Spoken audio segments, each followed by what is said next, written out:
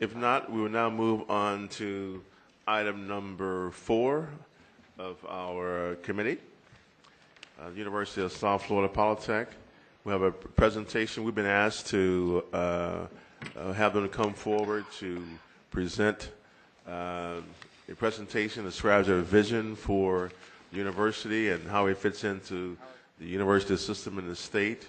Give us an update on their site, their long-term plans, and whatever else they want to present. At this point, Dr. Genshaw.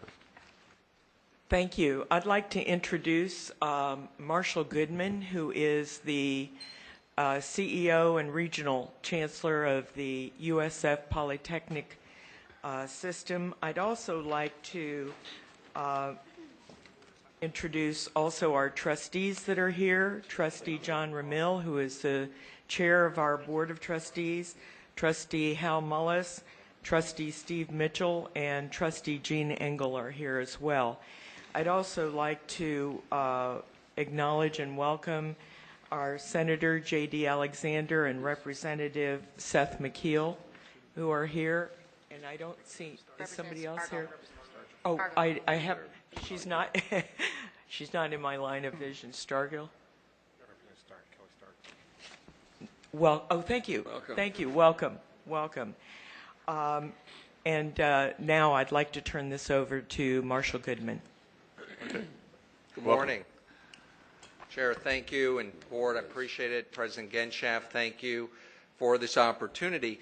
I, too, want to acknowledge at the beginning some of the people who are here today who are really helping us with this journey. First, Senator J.D. Alexander, as the President mentioned, he's chair of our region's legislative delegation. His passion for Florida's future and his love for public policy that is impactful is nothing short of inspiring. Representative Seth McKeel, Representative Kelly Stargill, two of our region's bright, rising stars. They are all about public policy. Thank you for being here. And I also want to note that we have a number of our business and community leaders here as well. And could I just ask you quickly to please stand, because I know you've made a long journey this morning. These are kindred spirits.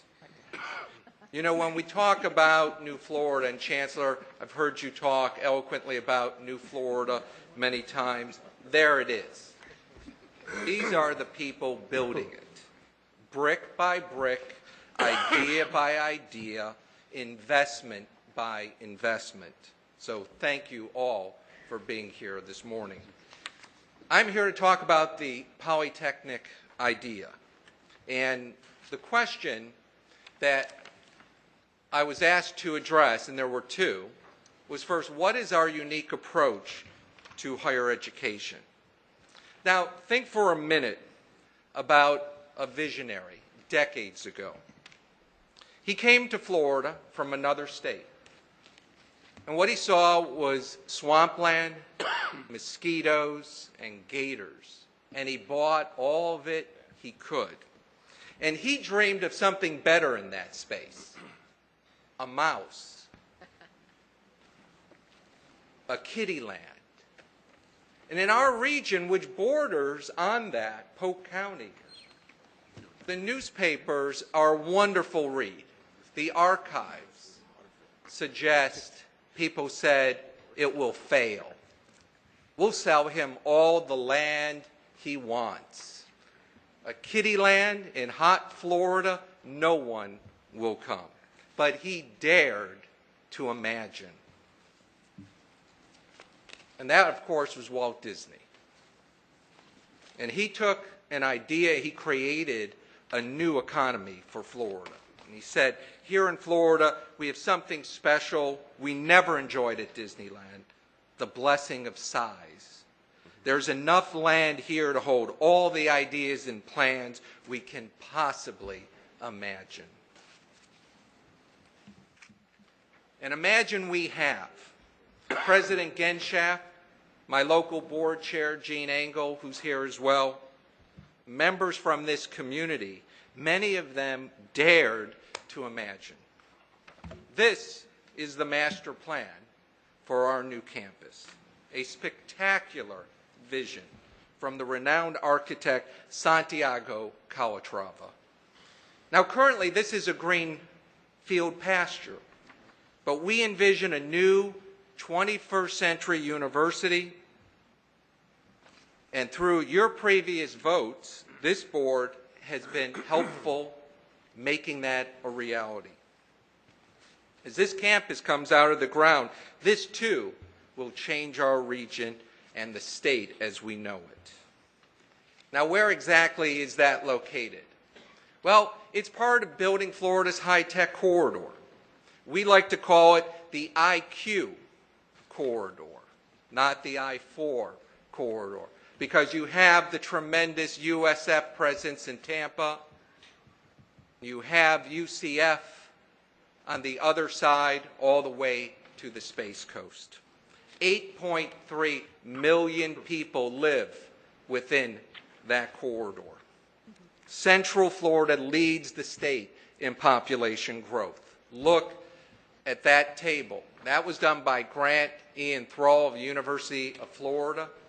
And he was asked by this board a number of years ago that given the growth in Florida, where is the college-age population?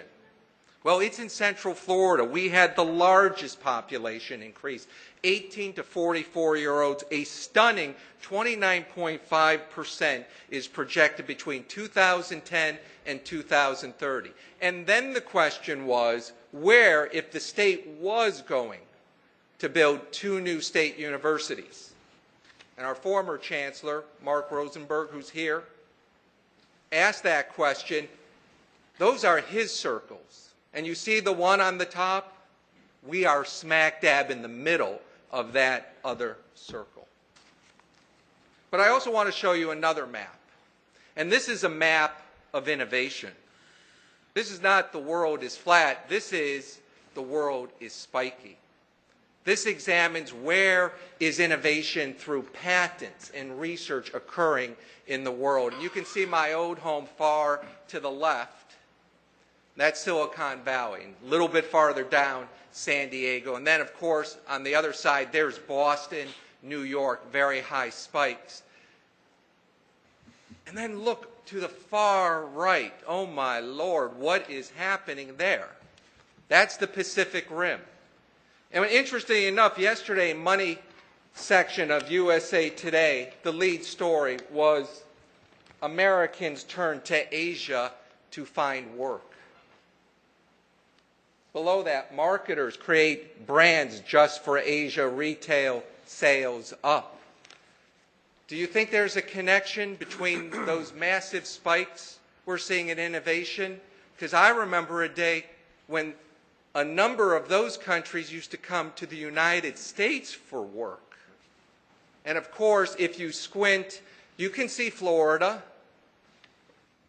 But Florida, the census tells us we're about to become the 3rd largest state in the U.S. But if you look at those spikes, we're not the 3rd largest innovation spike. So there's the challenge. What do we do? Well, the United States right now ranks 10th among developed countries in the percentage of young adults with college degrees. Florida ranks 33rd in the United States. You're just asked that question for STEM jobs. And over the last 2 days, I've sat in this audience and I must have heard STEM 200 times. And I congratulate this board. It's got to be a national priority. It needs to be a Florida priority. Here we are, a Polytechnic. We are all about STEM. Our governor, he puts it very directly. Our universities need to be graduating people in the majors where there are jobs. Guess what? Here is a proven model for jobs. And I'm not saying Polytechnic. We are young. We are a work in progress. We know that. We are just getting started, like so many of you sitting around this table where I've had the pleasure in my short years here in Florida to visit your campuses and hear stories how 20 years ago, 10 years ago, 30 years ago, 50 years ago, it was nothing but sand. And now, look at this wonderful campus that even we're sitting on today that has transformed itself.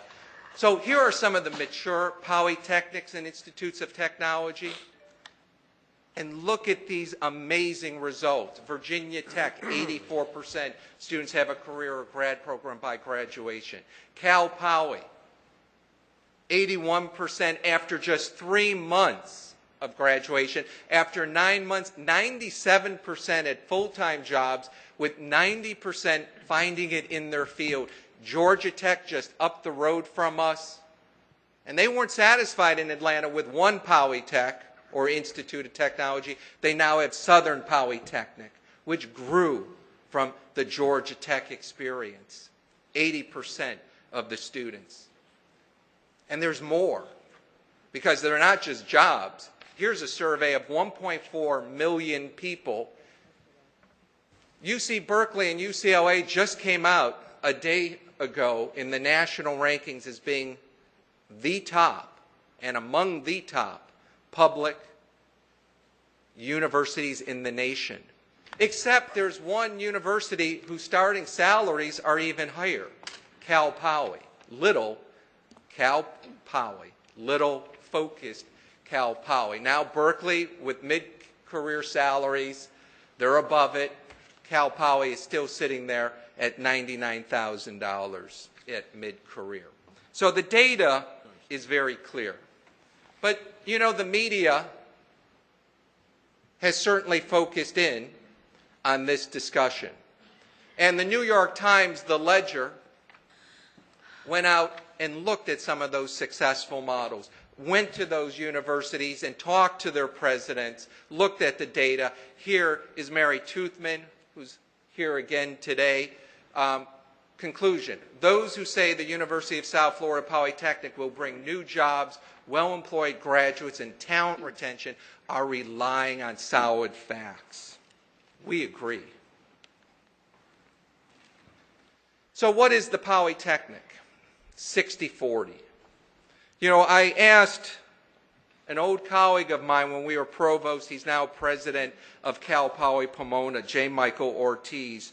You know, how do you describe a Polytech? You know, what's your elevator speech, if you will? How do you summarize that for people who are not accustomed to that model? And what he told me was, you know, I tell him we're just like any other university. The traditional university has 60% of its faculty, its enrollment, its budget in liberal arts and sciences, and 40% for the professions, engineering, business, etc. He said what we do is we flip it. Well, our focus is not to flip it, but to focus it even more. Our model is 2080. It is unique. It is different. We love the liberal arts. I spent 12 years as a dean of a college of arts and sciences. But this is a different model for a different day and for a different future for this state. So what does that really mean? Well, for us it boils down to what we refer to the Poly Promise. Every student, every discipline, every semester. Now, there's a lot of great universities sitting in this room who could say, we have engineering, we'll do more STEM. If you build us more labs, I heard that yesterday, we're, you know, here at FIU, they're into Saturdays, which I think is awesome. They're even looking at Sundays. That's demand. They need to use those labs. So they could say, we're kind of Polytech-ish. The difference is we do it for every student, every discipline, every semester. That's our model. Now, what does that mean? Okay, that gets us to the Polytech learning model. And for us, it's about applied. It's a different pedagogy. Pedagogy, as you well know, in the academy is important. For faculty members, this is what we debate and discuss and implement. It's the art, the science, the profession of teaching, and we're passionate about it. And at Polytech, we do it uniquely. We do it differently. Because we don't think this podium belongs in universities anymore. That's the sage on the stage. We still do it old style. We need to move to guide on the side. That's a different pedagogy. It requires different types of learning tools, like project-based learning, like team-based environments, like partnering with the people who showed up here today. Those are our partners. They are going to provide the training outside of the classroom, in the real world, through internship, co-op programs. Experiential learning is applied.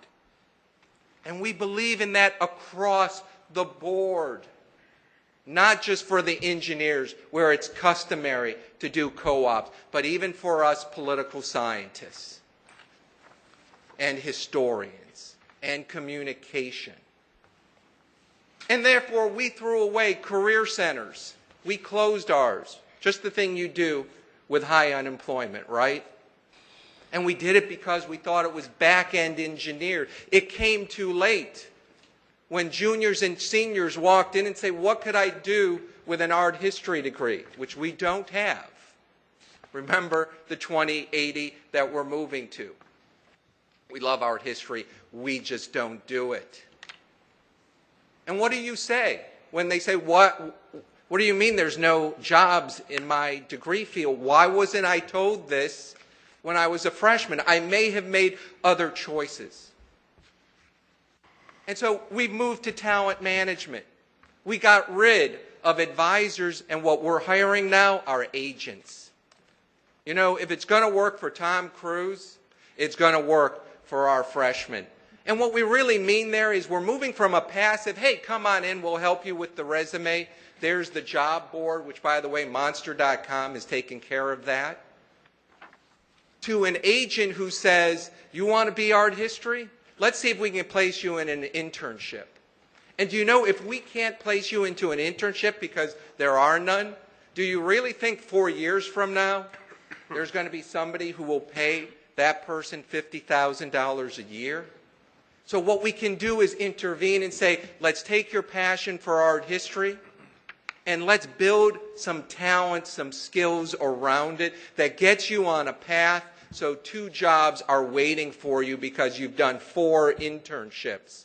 And those people will look at your e-portfolio and say, I want to hire you first when you graduate because you do amazing work. That's the model, that's applied, and that is unique. So how does that get translated into the curriculum? And it's interconnected. And this is our heart right there. You have it in your packets. That's our honeycomb. It's narrow and it's deep. We're not building 260 disciplines. That's not where your money and our tuition dollars will go.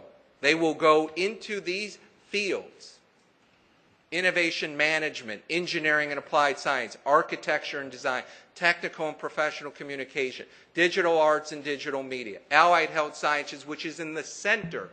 Because we didn't pick these from throwing a dart. We studied our region in Florida. We brought in, with our CFDC, our Central Florida Development Commission, Stanford Research Institute, pretty smart people. And they looked at where the clusters of jobs were not just in the past, but where they will be in the future. And we built these clusters around that information. Now, we don't have all of this yet, but that's the roadmap.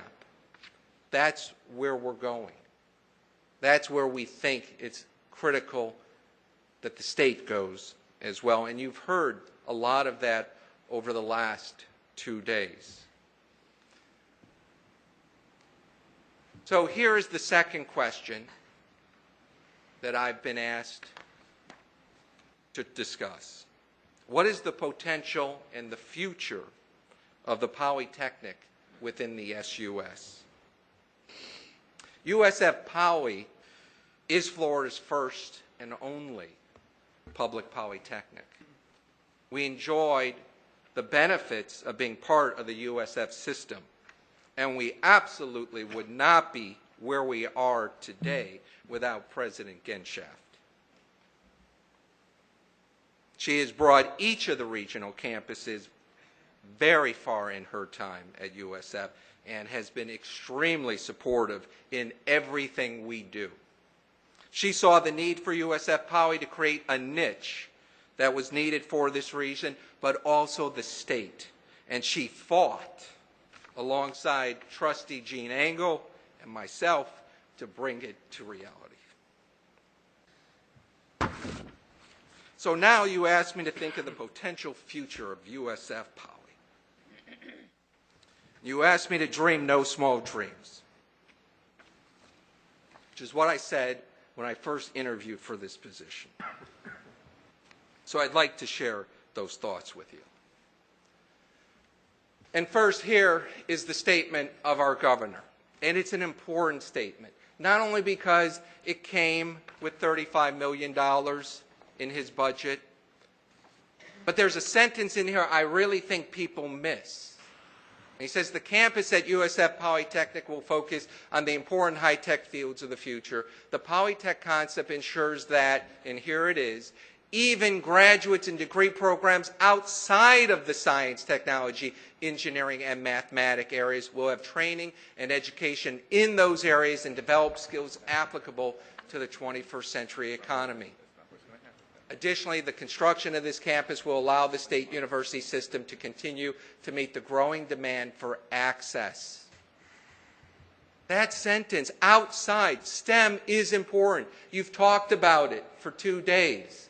We love STEM, but it's the honeycomb. There's a lot of things on the periphery of STEM that we need to build. Not everyone's going to be an engineer, and we need more engineers. Not everyone's going to be a chemist, and we need more chemists.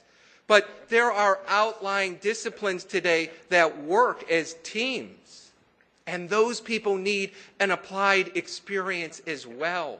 So we're not just about STEM. We're about the rings also around STEM. So what does a destination university look like? What would that journey look like from branch campus to destination university? Well, again, it's about access. But we put a new paradigm on tilt. And we are the first ones to admit we are unique. So let's talk a little bit about what that paradigm would mean. You know, our goal is to quadruple enrollment. We currently provide access to the state of Florida, 4,069 students. We project an enrollment of 16,000 in the next 10 years. But there's a number of ways to talk about access, and to get there, we do have to talk about structure and new programs. We need, as a young polytechnic, the institutional flexibility to grow at the pace needed for Florida. The structure of the SUS only recognizes the 11 state universities and divides all resources among those 11. Branch campuses are not recognized. The SUS recognizes the USF system as one. So those resources are then distributed among the 4 USF campuses, which is a job I don't envy of the president and her board. And John Ramil, our board chair, is here. So those new programs, though, as you know, because you just had a discussion over dentistry, those are the currency, the coin of the realm, if you will, of universities. Without those programs, you'll see in a second, we're not getting star faculty. Without them, you're not getting students. So it begins with programs. And obviously, a distinctive university, we would be able to develop and grow programs with greater flexibility than we can as a complex organization that has a number of competing interests. That's why in the private sector, and I know a number of you are successful businessmen, it's not uncommon for a company to grow a division that becomes so successful that eventually they decide to spin it off because it's so unique, it's so different that it's got to be on its own. We need to grow our programs. We submitted 15 programs for approval this year, and because, again, the SUS structure recognizes USF as one entity, we were only able to move 3 forward. And we have another 30 programs as we try to grow that honeycomb that we would like to bring up for review in the future. So we need to build out the remaining poly, STEM, and non-STEM related fields so that honeycomb becomes a reality. And of course that is tied to faculty recruitment. We need, and I heard it yesterday, Florida needs nationally competitive faculty. And in order to recruit the high level of faculty needed and compete against other polys, such as Cal Poly and Georgia Tech, in the future we would like to have a few doctoral programs because in applied research, and one question from the board was, these are expensive. And I think the answer from President Genshaft even was, well, sometimes we balance that because those faculty that are doing that teaching are also doing a lot of research and they bring in grants. And to get that caliber of faculty, they, in many cases, need graduate students, and graduate students require graduate programs. Right now, the SUS structure does not allow branch campuses to host any doctoral programs. So that becomes a structural issue. And finally, student life. And as much as I would love to think students select us for the stellar academics alone, they actually want the whole package of that destination university. They want that vibrant campus life. So we do envision Division II athletics. We do envision Greek life. And I want to congratulate FIU because I walked around yesterday, tried to go to Burger King, eventually was successful through the mob of students who were having so much fun, enjoying music. There were Greek tables out there. I love this saying, live the life. We want our students to live that life, but a poly life. And that's going to be different because we have different programs which requires a different culture.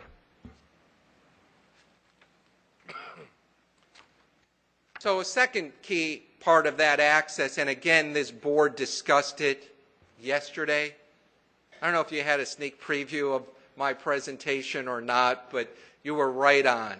Because a number of you, when you talked about STEM, said, but what about K-12? We need more students coming in there, and we absolutely agree. That's why we have set up incubators and peer mentor centers in the communities. Because by the time they get interested in a lot of our fields and they find out that's where the jobs of the 21st century are, it's too late. They missed all the prerequisites. Their destiny, in many cases, has already been determined by the 4th grade. So we need to change poly education at the K-12 level. And there's a difference between a branch doing that, even though we say we're Florida's first and only polytechnic, versus a destination university that has that as one of its goals. And we need to make that one of our goals. And you've heard that for the last 2 days. And 3, here's one of our big ideas that we think makes us incredibly unique. We want to reinvent the academic calendar. And that gets back to structure. You know, right now we use our universities fall and spring. But have you come to many of these universities, my own included, in the summer? They're quiet. There's some students taking courses, catching up, getting ahead, but it's quiet. We'd like to start talking about trimester and doing away with summer, because in our field, to keep those costs down, and you rightfully raised yesterday that some of these fields are costly, well, guess what? You're not going home in May. You're staying. 3 semesters. If you come to Polytech in the future, as we build this model, you're going to work. But there's a reward for that work, and there it is. We're going to accelerate the time to degree. Right now, the U.S. average to the bachelor's, and you talked about this morning, very good report, 5.4 years for a 4-year degree. Our goal is to drop that to 3.5 years. The federal government, who has spent a lot of money studying it, there's your cost, $7.5 billion per year, because it's taking so long to get a baccalaureate and out to the job market. That does not help this nation and this state become and remain competitive. Now, Florida is 5%, which it is roughly, of the total U.S. FTE. Then when you calculate the cost to Florida, that's $375 million. I think it's time to accelerate that process, and we can do it with changing the calendar. Now understand, calendars govern universities. Our systems are tied to it. So if we're one system and you have one very unique branch that says we want to be on a different calendar and we want to admit classes not just in the fall, which is traditional, but we want to do it 3 times a year. Alpha, beta, and gamma, or whatever we will call those 3. Full classes, you start when you need to start versus the traditional fall when we have timed everything. We are in a new century, and this is a unique model where we've got to put our students to work. Well, clearly, there are some key considerations here. And I want to address those. Number one, without any question, is students. They continue to remain our number one focus.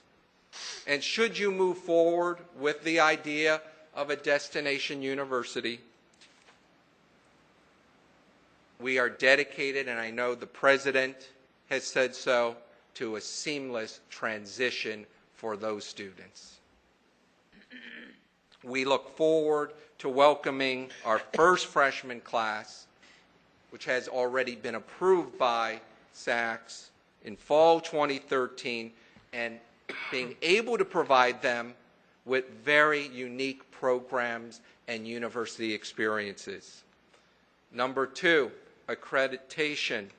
We are working through this with USF. Dr. Kathleen Moore has been paired with our Dr. Judith Ponacel, and President Genshaft and I at our meetings have directed them both to ensure institutional accreditation remains secure for those students.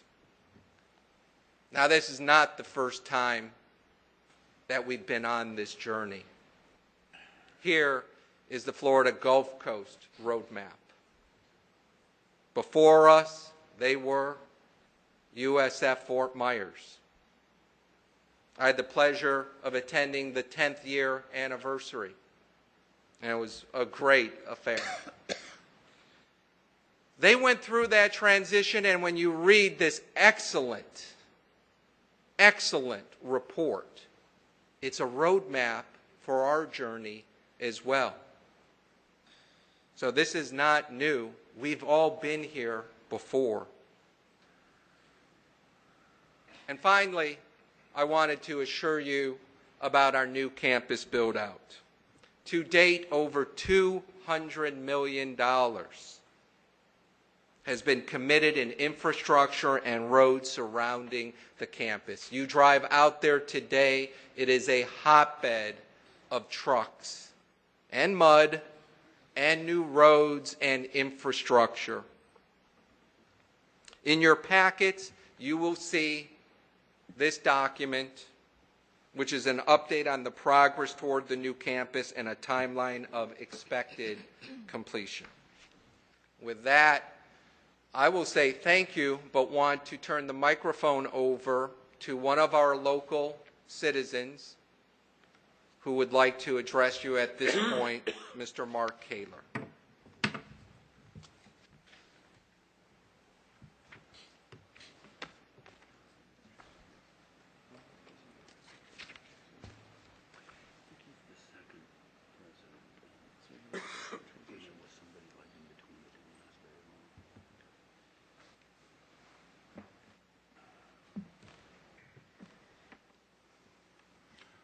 Good morning, Chancellor Brogan, Chair Parker, Governor Martin, and members of the Board of Governors.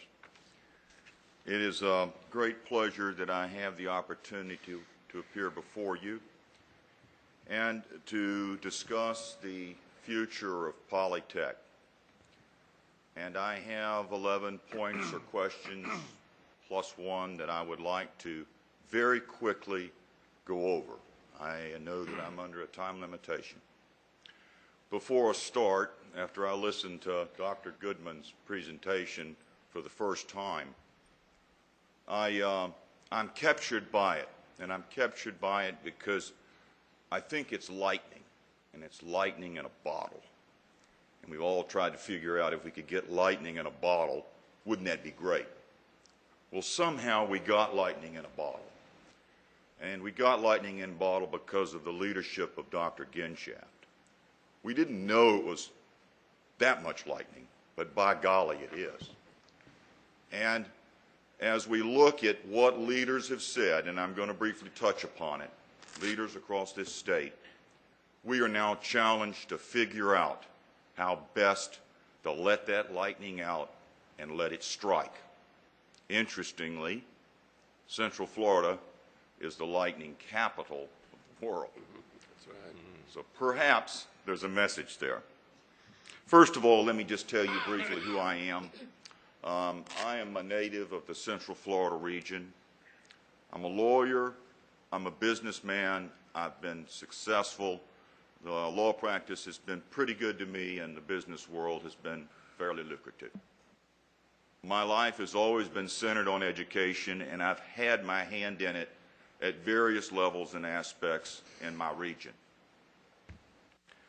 Most importantly, I've had the distinct privilege of rubbing shoulders with a number of incredibly talented individuals. And I've had the opportunity and the privilege to serve Dr. Genshaft at the campus board level. I am not here as a campus board member, and I am only here as an interested citizen and an interested person concerning the growth of our state and the opportunity to build a polytechnic model that will be studied across this nation. We have that chance. It's our lightning rod. Now, secondly, I would like to point out why I'm here. And it's, I think, why we are all here. The first one is I'm here because the people have asked me to be here, and they have asked it through the election of Governor Scott. They asked for a mandate, and President Scott put it in a motto. It's very simple, 4 words. Let's get to work. I'm here because the Florida Chamber of Commerce, our business and economic engines, our brightest people, made one very frightening statement in 2010 at their summit. And they said, evolve or die. Lastly, I'm here because I have read the message that Chancellor Brogan has on our wonderful webpage of the Board of Governors. And it's summed up very simply, the new Florida initiative. So I am simply here because what surrounds me are dynamic words. What empowers me are dynamic people. Historically, I would like to point out that the idea of creating a research triangle, a research area, a polytechnic, whereas our Silicon Valley has been around for years. This is nothing new. This board, its predecessor, for 20 years has tried to deal with it. And it's matured. The idea has matured, and so has the area. I'm a native of Central Florida. I went to Disney World when it was high school and it first opened. I've seen Orlando grow. I've seen Tampa grow. I've seen Tampa Bay at its greatest. Orlando, two major megatropolises. And with that, two major prominent national universities. We are at the greatest opportunity now to take those two national universities, research centers, their own engineering departments, doing what they do, and bringing this IQ corridor to the center of the state in Lakeland, Florida, as a polytechnic model. I ask that as a fourth point, how did we get here? And it's been addressed. It's been addressed by Dr. Goodman, and I'm confident that all 11 university presidents in this board know it. It's through the vision of Dr. Genshaft. It's also through the vision and leadership of our legislature and our previous governor, Governor Christ, who granted us that privilege to begin the campus branch, USF Polytech, in the year 2008. And then lastly, we are here and we have a bolt of lightning in a bottle because President Genshaft led a national search and reached out to find the best. That's what we do in Florida, and that's what Dr. Genshaft does. And she did it. She found the best person who's willing to, in the midst of peak of his career, to come and try and build something new. The greatest challenge, can I build a polytechnic university model from ground up that the rest of the nation will envy and want to know, how did you do it? That's Dr. Goodman. Fifth point, do we have a model as a sounding board to understand the development of a freestanding university?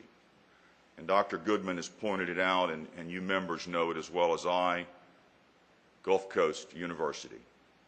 All I ask that you do, and I trust that you will staff it and you will study it, and that is that we look at how that experience bettered the area, the region, the state, and the strength of the university. It sprung from a campus, and it's grown into a solid tree, an important part of our state. And whether there's candor amongst everyone in here, and I hope that there is, perhaps the president himself of Gulf Coast University could shed light on his success story. The sixth point that I would like to address is, why is the USF Polytechnic Lakeland Branch Campus Board insufficient to empower the campus USF Polytechnic model as it sits today? And it's really not too difficult to understand. It's a campus board, and as a campus board, it's surrounded by the very smaller community of a campus. A polytechnic university needs a polytechnic board, and it needs a polytechnic board that draws on the region, it draws on the state, and it draws on our national leaders and business leaders to develop it. It is a fresh approach, and it is a new initiative. The antithesis of that is that why isn't our USF Board of Trustees, Tampa, not the perfect model or not the perfect board to be a part of a polytechnic university or to build a polytechnic campus? And we know from experience we have 11 universities. Those 11 universities have a board that has a multitude of responsibilities, a multitude of tasks to build various programs and departments. And so they have a lot on their plate. A university polytechnic board is a single focused board, and it has one thing on its plate. And Dr. Goodman has talked about that plate. Will a polytechnic, number 8, I'm trying to move along, will a polytechnic university assure greater success? And I believe that the answer to that is immediately, that as we tell everyone in this audience that it will be an immediate success because it's perception. The first thing is perception. And it will have the stamp of your good faith, your full faith, and your credit behind it as the next 12th university. The current USF system is also very important to assuring great success because it led us to where we are here today. It set the foundation. If we move to a separate freestanding university, greater success will be achieved in a faster manner because we will have standing, we will have perception, and we will have name branding. The immediate discussion, the immediate moving forward at this point in time will crystallize this synergy. It will crystallize it across the IQ corridor. It will crystallize it across the state. It will tell business. It will tell research. It will tell our people. And it will lead our nation in a clear mission as to where we must go in the STEM concept, the unique STEM concept of 21st century higher education thinking. Point 9, which is a point that has come up, is how is the university system and our tax dollars protected if we act now? Perhaps it's a hot issue, but it is an important issue, and I would like to at least tell you that we are at the 21st century's crossroad. We're here, whether we want to be here or not, and whether we arrived on time or not is simply not the question. We're here. And the Chamber of Commerce told us we're here, and if we don't evolve, we will die. Their words. The Polytechnic University will develop faster, and Dr. Goodman addressed this, with student growth, with the ability to offer advanced degrees, masters and PhDs. This has a tumbling effect towards status, perception, drawing national interest, state interest, and empowering a freestanding university to grow. When you grant the Polytechnic University status, you allow them to join into the global brotherhood and sisterhood of Polytechnic University models. And I suggest to you, and the 11 great presidents of the current universities, it will be the model Polytechnic in this nation. The return on the investment for the taxpayers is the sooner we act, the further we get along with the synergy and the progress and the economic gain that is inherent in a freestanding polytechnic university. My 10th point is the safety net concept, and that is, where are we when we step out of the wonderful branch that the University USF tree leads us and holds us and protects us and helps us build. And the first point is that it's most important for students and the public is accreditation. And we know through President Genschaft and the higher education intellect that President Genschaft has, that USF will lead this fledgling university through the accreditation process. We might add, or I might add, that this pause in the accreditation is a good pause. It's a healthy pause because we are undertaking a monumental task before us, a monumental purpose. The safety net also exists because the uniqueness of where we are. Lakeland is within commuting distance of two of the largest metropolitan cities in the United States. It's within commuting distance between two of the greatest national universities, top 25 commuting distance. Those are our brothers and sisters to work with the Polytechnic model that doesn't grow into a 50,000 student university. It's a small 12,000 student, hands-on, leading Polytechnic university collaborating with these two giant cities and these two giant universities. We're there in the right spot. By golly, if it's luck, good. But it's the IQ corridor, and everybody knows it. The nation knows it. The news knows it. We talk about it. And where are we now? We have to do something with it. And lastly, it may sound corny coming from me, but I believe it. We have the greatest safety net because we have 11 university presidents in this wonderful system of ours. And I do not believe for the moment they will do anything other than to protect this 12th university because they have the intellect and they have the drive to do something different and to see this 12th university as so unique and so special that they want it to join the brotherhood and sisterhood of the 12th university, the first Polytechnic university in our system. The 11th question or point, if I may, is there legislative and business leadership in the regional level that synergizes the support for a Polytechnic university? I will allow, and I believe there is plenty of information on that matter.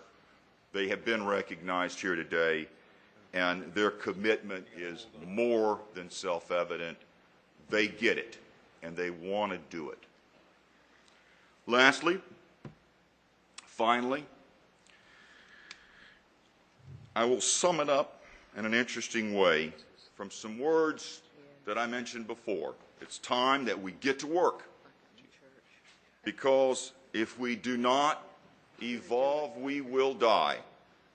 And it's time to make a commitment to step forward with strategic investment towards innovation, the words of our Board of Regents, in the higher education university Polytechnic model. Our 12th university should be the first Polytechnic university which achieves, Chancellor Brogan, the Florida Initiative.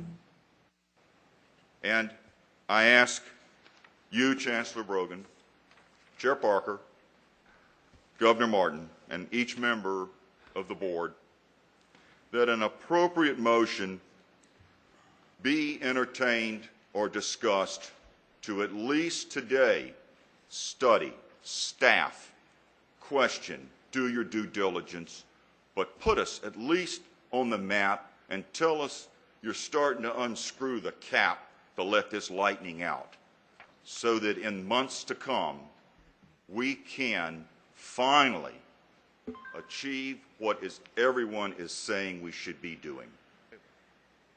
In so doing, I will return back to my roots. We're a branch campus by virtue of one of the great trees, one of the great 11 trees in our university system. And I'm asking you to plant that branch and make us a tree. And I'm asking you to let that happen because it will grow roots in both directions, and we will have collaborative research, and we will be a model. So I go back to my roots, Polk County, Florida, Lakeland, Florida, Winter Haven, Florida.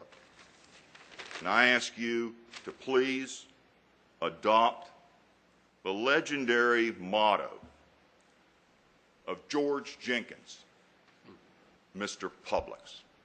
And he says it in four simple words.